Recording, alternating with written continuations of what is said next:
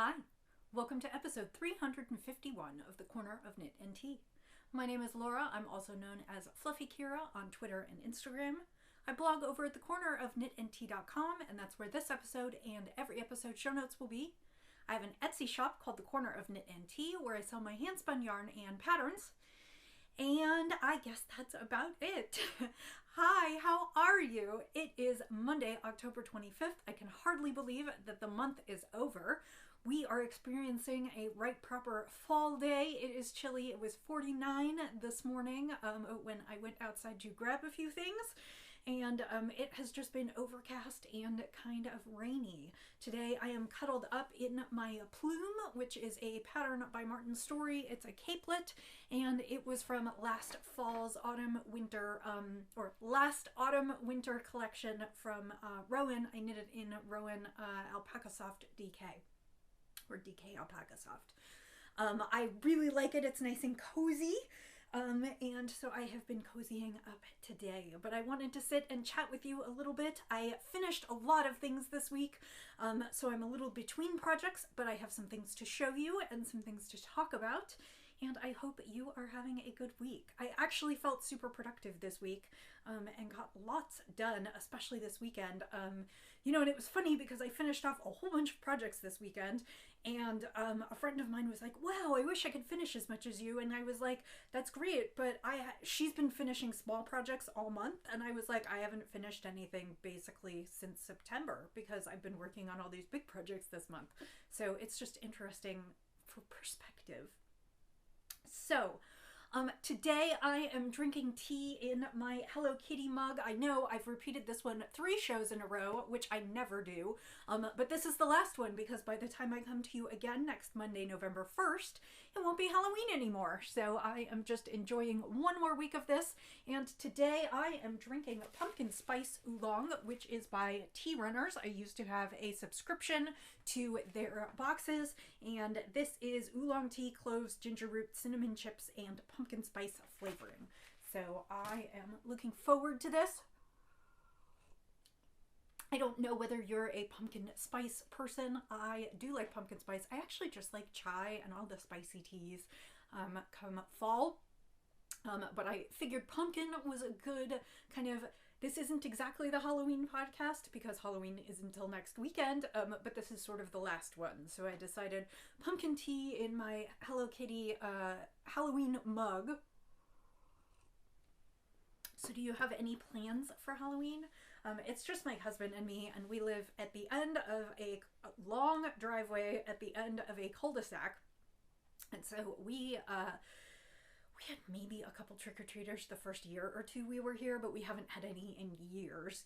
And then the churches around us do a lot of trunk-or-treat. So, it's so funny because we don't see a lot of Halloween. We don't get involved in Halloween. We don't really dress up anymore. I have a few different things. I have a Jack Skellington shirt that I'll probably wear on Halloween. And when I used to leave the house and go to work, I have a little dress that's got glow-in-the-dark skeletons on it. And I used to wear that quite often, but I just don't really celebrate. I keep thinking I want to knit some of those small pumpkins just so I can put them around the house when the season comes. And of course I've never gotten around to that because October is always a really busy month and I rarely finish all the projects I set out to complete. And at least right now I don't know that I have any orange that would be good for that. I have to think about that. Anyway, I am hoping maybe at some point to do a couple pumpkins. Maybe I'll do them this week. Who knows? But yeah, so yeah, I think that's about it. Let's talk about the knits. So the biggest thing that I have finished is my Excuse Me sweater. That is the Excuse Me by Stephen West. It is a 2-color brioche sweater pattern, and with some clever increases and decreases, and sometimes just increases. The whole sweater is knit slightly askew, hence Excuse Me. I used 2 colors of Zen Yarn Garden's Nightshade Worsted, which is, I've been asked a few questions. It is something that they're working on and they will be releasing. So it is available in some of their project kits right now. I did have someone specifically ask me about the Gia Spatter that I'm using in this one. I do not see it available on their website. but I will tell you, if you ever want something and you don't see it available on their website, they will sometimes die to order or add it into the queue. So please feel free to contact them on their website. They would love to hear from you if you're interested in some of their yarns. So I did 2-color brioche in their Nightshade Worsted, and their Nightshade Worsted is a yarn with multiple plies, and one of the plies is black. So it gives a really nice kind of marled yarn, and the black ply doesn't take any of the dyes, so the rest of the yarn takes the dye. And in this case, I'm using one that has speckles, and it's red and orange and blue and purple. And then the contrast color I'm using is called Midnight, which is just pure black. So I knit a 2-color brioche sweater, and it's done. This is the last time you'll see it. It has not been steam blocked. I actually have an appointment to set up my ironing board and do that maybe next, because I have several projects that I finished this week that could use a steam blocking. But the Excuse Me sweater, as I said, is a 2-color brioche sweater, and everything is slightly askew. You start with a funky cowl neck, and through a series of increases and decreases, you create kind of this funky askew cowl neck. And then you go into the sweater. There are some increases for the sleeves, and then finally on the front you have this sort of increasing section that creates an asymmetrical sweater. It's kind of wider on one side than it is on the other. You might be able to see a little bit of that down here in the corner on my left, your right. And then just some plain sleeves with a little bit of sleeve shaping. You can see it underneath, just a little bit of some decreases with some sleeve shaping, and of course they're brioche decreases. So it is finished. This is a size medium. It fits me. I did not use all the yarn called for in the pattern. It calls for about 1,600 yards in my size, and I used up about 1,400 yards, so I'm not precisely sure where that gap is. I probably could have knit the sweater a little bit longer. I knit it per the pattern, but when I look at a lot of other people, they knit it longer, and he does talk about the fact that you can knit it as a tunic. If I were to knit it again for myself, I think what I would do, so I was, I selected the size that I was going to knit based on the yarn that I was sent. I was sent approximately 1,700 yards worth of yarn, and I was a little afraid that if I tried to do the size large, which calls for about 1,700 yards of yarn, that I would run too short. So I went down to the third size, which is, I want to say, a 46-inch bust for approximately a medium, and I went ahead and knit that, and that one called for 1,600 yards, so I thought I would be close on that. If I had it to do again, and they may do a knit along with this one, so I may get to do it again, I think what I would probably do is, after I break for the sleeves, I continued knitting the body before I went back and did the sleeves, and I did that just because I didn't want to weave in a lot of different ends, and, you know, if I cut it, I'd have a couple more ends to weave in.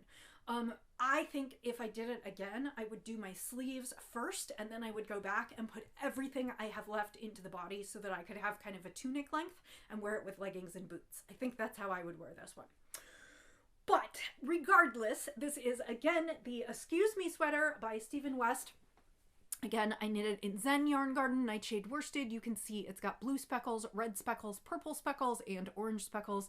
It's just really beautiful. The original, the one that Stephen West knit, he knit it in leftovers, and it can be knit in leftovers, so you can it can be stripy or patchwork or however you want it, but I really, really like it in just the 2 colors, and of course we use the black as the internal color, and then I actually, when I put it on to test it the other day, I actually wore it with the collar turned down, and I think that's a nice kind of subtle contrast. I mean, it's not huge, but you can see that the inside black is dominant there. Technically, the sweater could be 100% reversible, other than the fact that you have to weave in your ends somewhere, and so I wove in mine on the inside, the black portion of the sweater, but if you did it really, really carefully, you probably could get 2 sweaters in one and wear it inside out as well. So that's done, and like I said, I need to give it a good steam blocking so that I can kind of get this this increasing feature on the side to lay the way I would like it to, and then I will take some photos, and then it will go off for official photos, and then pretty pretty soon it will be a project kit from Zen Yarn Garden. So this was a pleasurable knit. It took me a little over a month. I looked at my records and I cast on September 13th, although I did have to do some ripping and re-knitting. I cast on September 13th, and then I cast off on Saturday, October 23rd. So that took me about a month and 10 days. So that's what I've got. So that is completely finished. I have a second project that's almost finished, and honestly the only reason that I didn't finish it is because I'm using it for a tutorial tomorrow night. So it is this close to being finished, and that is my Zen Yarn Garden socks.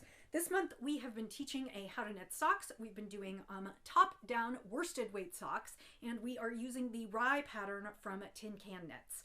And she dyed up a special colorway for this, dyed after their brand new French Bulldog, who is Xena.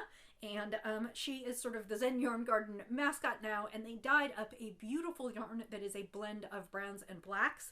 And I wasn't sure what I was gonna think about it, but I actually really, really love it. So this is the first sock complete. As you can see, it's browns and blacks and a little mottled. Rye has that fabulous garter stitch panel. I knit my socks with less of a cuff than the pattern calls for. I will tell you that I was doing that to conserve yarn and to try and get 2 socks out of a single skein of worsted weight, which I believe I have been able to do. So this is the first sock that I went ahead and completed. It's a 2x2 rib at the top, a fairly standard leg with the garter stitch detail, a stockinette, heel flap, and gusset, and then I went ahead and worked the toe. The only modification I made was I worked the toe slightly differently because in the pattern it just calls for your decreases every other round, and I knew that I wanted just a little bit of extra length in the toe. I went ahead and did my decreases every 3rd round for the first couple, and then went down to the toe.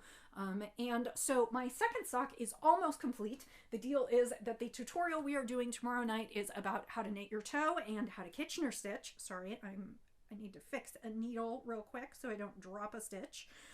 So I am exactly ready to start my toe, and I have very little yarn left. I think this will be enough to finish this sock and basically have no leftovers.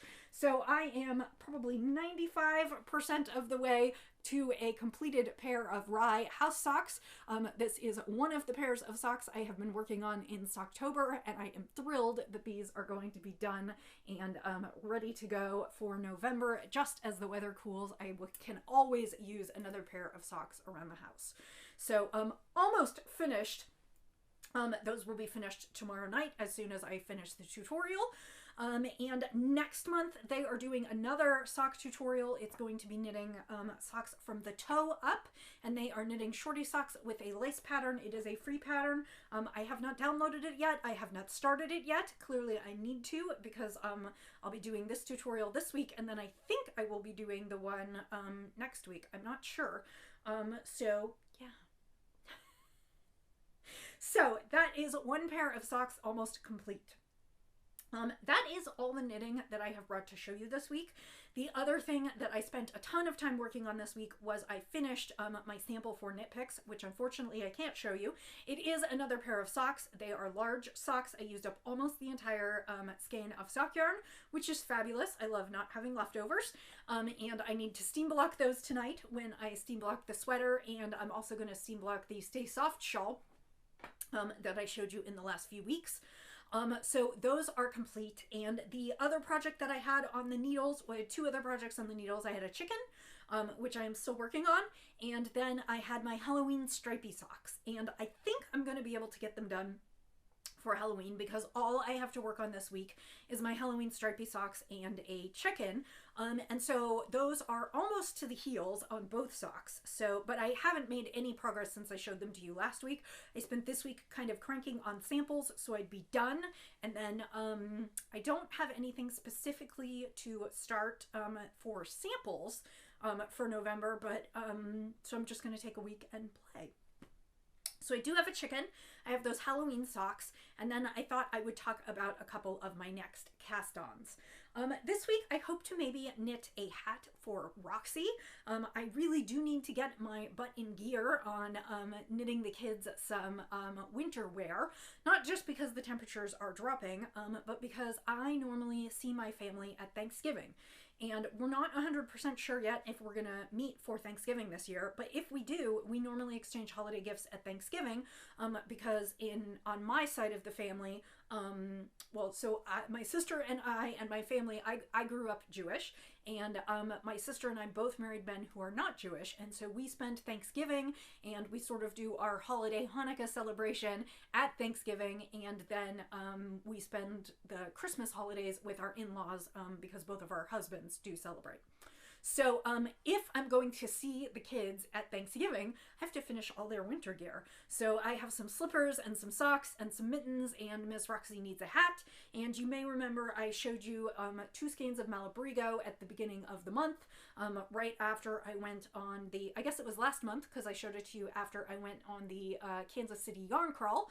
And so this month I am going to turn Roxy's skein into a hat, and my hope is that maybe I can squeeze that out this week, and that will be one hat closer to finished winter gear.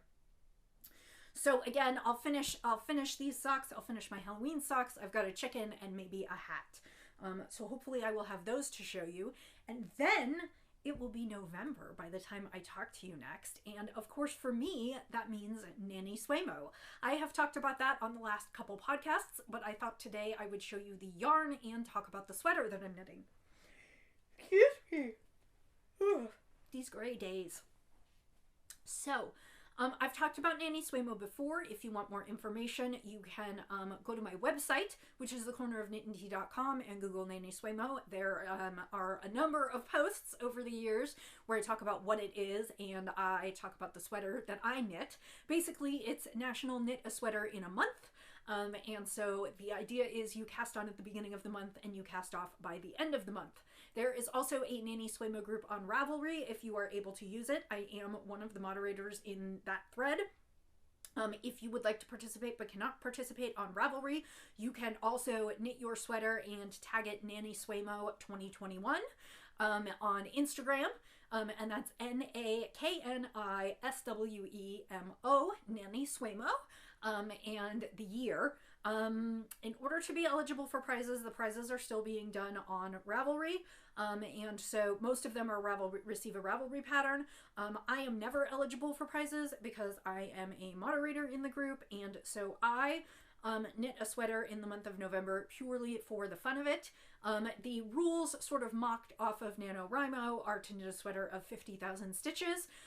Most of the time I do knit a sweater of 50,000 stitches because unless you're knitting in bulky yarn, usually an adult sweater in a medium size, even as a worsted weight, it comes out to 50,000 stitches or so. And certainly if you're doing a fingering weight sweater, but as long as you're not competing for prizes, knit whatever sweater you want, whatever makes you happy. And to me, the big prize at the end of the month is I have a brand new sweater to wear. So this year I have selected the Nydia sweater pattern by Vanessa Smith that came out in the last few months. And it is a cropped pullover with lots of textural details, long sleeves, and she did hers in a kind of a navy, which I loved, and for a while I was thinking about doing mine in a navy, which I don't always knit the pattern in the colors that the sample is done in, but sometimes it's just such a perfect color.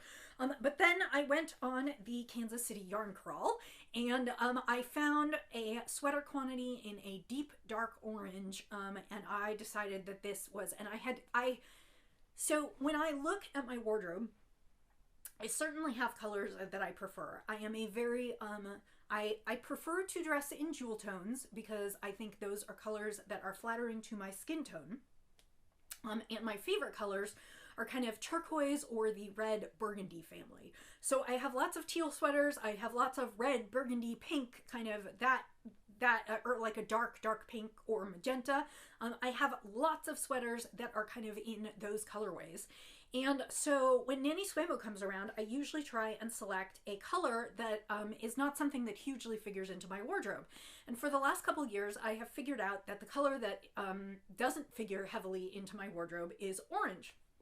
And I do not mean a bright orange, because as much as I love Gigi Made It and her bright orange, that is not something that I find, it's not a color that I'm super into, and it's not a color that works super well with my skin tone. I just don't particularly care for myself in it. That said, I've been looking for kind of a deep, dark, kind of jewel toned or pumpkin orange, and I found it on the Kansas City Yarn Crawl. This is called At the Hearth, and it is dyed by Apothecary Fabrications, which is a sort of local to me. She is in Missouri. And this is where 100% fine merino wool, delightful DK. It is 150 grams, 115 grams, 4-ply, 100% fine merino wool, 250 yards per skein. And I found, so actually this is also a little story. I found 4 skeins on the Yarn Crawl, and technically to knit the Nydia in my size, I need 5 skeins. But there were only 4 skeins in stock, so I bought the 4 skeins and figured I would potentially modify the pattern. So I started thinking about how I would want to modify the pattern, and then a friend of mine suggested that I could do the cuffs and neckband and waistband in a different color, in a contrast color, and then I could, really do the full sweater. And so I went looking to see if there was a contrast color from this dyer that I might like, and as it turned out, she had more of this colorway in stock. So what I did is I hedged my bets. I bought one in a really deep dark teal, which I think would be really nice against this dark orange. And then I bought another skein in the dark orange. And the reason that I did that is because I'm not sure that the skein that I get from her will match this dye lot. And if it's close enough, I will alternate balls and make it work. But if it is like really completely different, I will probably revert to using the teal. But I am super excited because it means that I do not have to try and figure out how to abbreviate the sweater. I assumed what I was going to do is just do shorter sleeves. But now I can really make the sweater. So I don't know whether I'll have anything to show you when we meet next week on this, because it will be November 1st. However, I might stay up past midnight on the 31st and go ahead and cast on. So I believe it's done from, well, I guess I don't know whether it's done from the top down or the bottom up. I probably won't have much to show you next week, but winding all of these skeins is on my list for this week, and that's going to be my Nanny Swaymo sweater this year. I do have another sweater that I would like to cast on, but I am not going to do that just yet because I would like to see how much of the kids stuff I can get done. As I said, I still have a chicken, and I don't know if I'm going to get more samples. So I have a second sweater that I might cast on during Nanny Swaymo. And also I should announce that I will be traveling and taking some time off during November. So there will actually be 2 weeks where I'm going to skip podcasting. That is the week of, let me think about it, 12, 13, 14. So the week of November 15th I will skip, and the week of Thanksgiving I will skip. And the reason is that Wes is running the Ironman. And so we are going out to Tempe, Arizona, so that he can run the Ironman the Sunday before Thanksgiving. And because of that, we're going to do a little bit of a wait and see on whether we're going to go see my family, because we will have just been, we are both vaccinated, but we will have been exposed to probably several hundred people at the event. And so we're going to wait and see how things play out. And then we might see my family for Thanksgiving. But I am taking some time off work, and I will be traveling, or I don't know where I'll be. So I am going to take those 2 weeks in November off, which I don't generally take time off, but I think I'm going to do it this year and just take a little break.